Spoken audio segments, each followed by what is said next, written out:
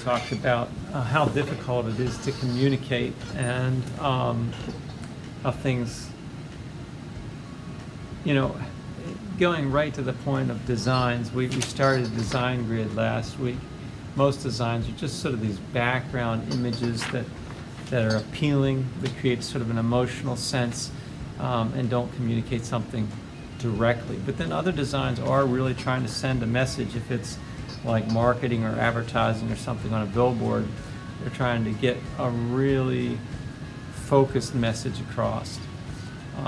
With that in mind, let me show you some symbols. Imagine you were a Native American out in the woods and you came across these different symbols at different places on the trail. Would they mean anything to you? And if so, which ones would mean something? If you guess that this one wouldn't have any meaning, this one wouldn't have any meaning, this one wouldn't have any meaning, stop sign definitely doesn't know what that is, or an octagon. The heart, maybe, it might pick up on that being a person, but most of these symbols are just symbols our society's come up with. After a certain time period, people knew what the light bulb was, but which of these two images make the better design? If you guessed the one on the right, I would say that's the case. I'm not saying it's a great design, but I drew this one first, and it just looks like a collection of shapes thrown randomly on the page. There's just one of each shape pretty much. There's not much repetition of shape, and that's one thing we really look for in pattern, is using the same shapes over and over again, and then just introducing a little variety. So one thing you need to have good design is repetition of shapes. Now, for example, if I just draw a whole bunch of lines here the same distance apart and shaded in every one, that is a pattern and it's very consistent, but it's so consistent it's actually quite boring. So now if I took the same design and introduced some other things to it, so maybe I put lines this way, and now maybe I put lines going this way, and then down here bring it back the other way.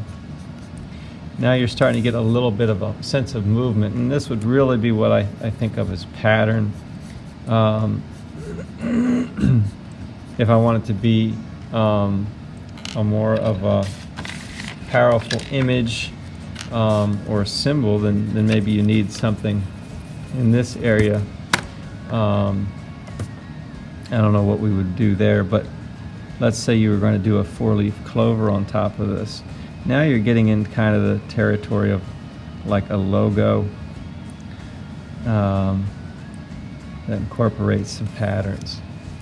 Now maybe you want that to stand out more, so you outline this to really make that piece the essential or the important thing that you want people to focus on. And you're focusing on it because it's centered and it stands out more than the other things.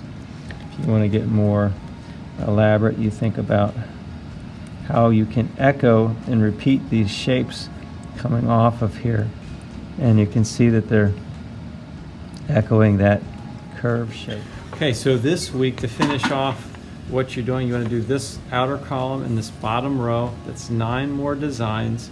Now you have all the entire page filled with the designs, and you color in your 3 favorites.